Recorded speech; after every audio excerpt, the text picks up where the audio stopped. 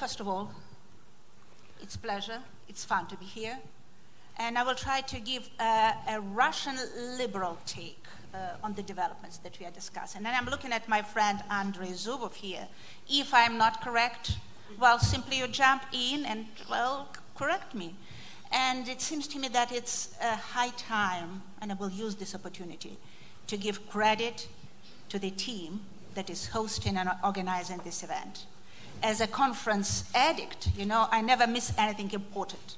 And I do believe that, your foundation really has elaborated and has built absolutely European podium for honest and for decent and provocative discussion. Thanks to you, Teresa, too. So you deserve applause. And now, couple of points in a way of brushstrokes. I will be very short and in a telegraphic way. First of all, on the nature of challenge or threat. Here, several people already raised the question of Mr. Putin, the Russian president. Is Putin the key challenge for Ukraine and for the West, or the major threat? I doubt. I wouldn't say so. When I'm looking at the Russian president, I see a lost, rather mediocre fellow, lost in the Kremlin's corridors, and apparently hardly expecting what would be the result of his actions or implications of what he's doing. It's a much more serious problem in Russia. It's about the system of personalized power with a lot of ages of tradition, with a lot of, I would say, phobias, complexes, including many people, many groups. And the system, imagine the system that is old, outdated, and is limping along to the cemetery, and doesn't want to be buried. And what is producing a kind of, death dance, trying, to involve other countries. Well, this time Ukrainians. So this is the system that now presents both geopolitical and civilizational challenge. But this is challenge that is serious for another reason too, the West. In fact, the West misinterpreted, misunderstood the whole phenomena of collapse of the Soviet Union and what followed after the collapse. And I wonder to what extent the West, the Western community, with all major, with the exception of people sitting here, of course, with all countries, to what extent the West understands the gravity of the challenge, because there are a lot of attempts to reduce the challenge, to the regional one. Second point on the key cause of the roller coaster or drama or tragedy that Russia has provoked. Is it only about Russia as the authoritarian state because we are not democracy? Then why China is more or less quiet so far? While other countries do not invade the neighboring state. So is it about only dictatorship, totalitarian regime, Putin's personalized regime? Apparently it's also about something much more complicated that we do not know how to deal with that. It's about the fact that the system, the state, the regime, they exhausted the resources of living in a peace mode. We cannot live in a peace mode anymore. And now we are in a bobsled mode. We cannot jump out of that. Bob, you can jump into the bob, you can correct the speed, but you cannot jump out of that. So while this is the trajectory, a tactic could be different, of course. And this is our drama, that we do not know how to deal with that. And this is a kind of suicidal statecraft that we are on. And we are phenomena in the world. There is no other state or civilization like us. And I'm not proud of that fact. Because, well, we are on our path that could be called suicidal statecraft. But there is geopolitical also implication that David is asking us to mention. We are not alone. We are unique, but we are not alone on this, I would say, roller coaster. Because, well, look at China and Iran, two other revisionist powers. And they're looking very closely and attentively on whether Russia will find or not the red line And if someone here read the recently published, 2 days ago, Chinese, of course Stephen read it,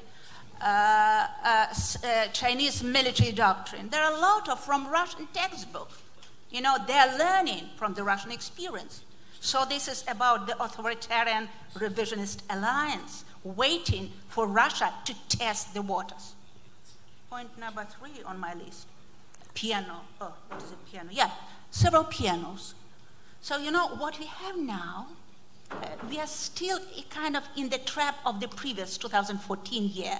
We are talking about Russia's invasion, aggression, etc., etc. Of course, we have to understand that, you know, being in a bobsled, Russia will continue to undermine what it looks as the underbelly of the Russian system. But at the same time, you know, political technologists in the Kremlin are perhaps the best in the world, at least so far. They're pretty effective, pretty astute, pretty skillful. James Scher wrote the whole book on the skill of Russian political Kremlin technology. And what they're trying to test now, the principle, the mode of peaceful coexistence. They're offering not Ukraine, but the West, represented here. They're offering a new principle. Let's return back to peaceful coexistence. Let's manage this nasty conflict. We don't need it, and we don't need the territory. We don't need Ukrainians too. So let's manage the conflict together. And if you don't agree, we have something else in our pocket. Well, you know, brinkmanship, pressurizing, you know, and when you see that we could be nasty with, you know, flying along your borders without transponders. What's how you call it, transponders, yes? Mm. Okay, then maybe you'll agree to a new formula of peaceful coexistence, so be ready.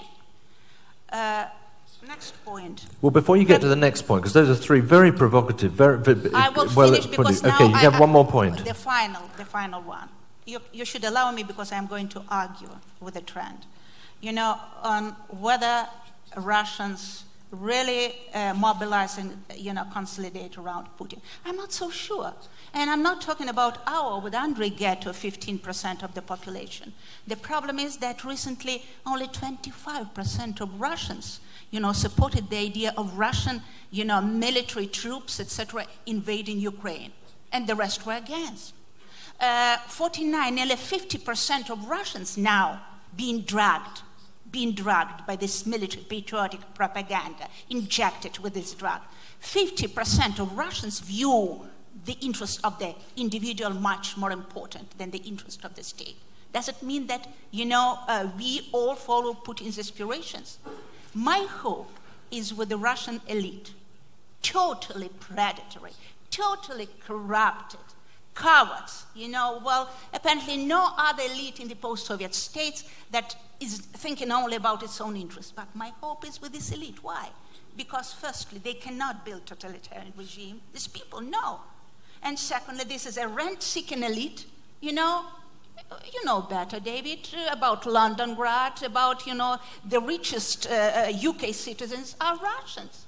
You know, these people living in the West, they would like to insulate Russia, but not, you know, to close Russia, to turn it to the North Korea, which gives you folks powerful instrument to influence our elite. Powerful instrument. The question is, why you are not using it? Why you are not using it? And here's the ball is, you know, in your court. Maybe because, you know, Russians have succeeded to create this powerful lobbyist network. And, you know, former German chancellors are serving the Russian elite. You know, former Finnish prime ministers, even, I was told, some former general secretaries of NATO, an active Czech president, you know, Hungarian prime minister, and so many other guys, hundreds and hundreds of them. Maybe, you know, the West is not so decisive, Mr. Turchinov, because there is such a powerful lobbyist network in the West. But my hope is also the real hope, not ironical hope, existential hope, with the Ukrainian people.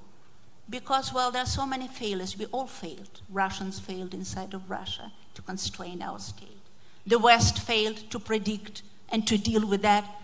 And, you know, it's Ukrainian people, the nation that is emerging, that by its readiness to sacrifice, by its struggle for your dignity, has awoken everybody, not us, but awoken the West, and forced the West to think about its principles. So my hope is with you.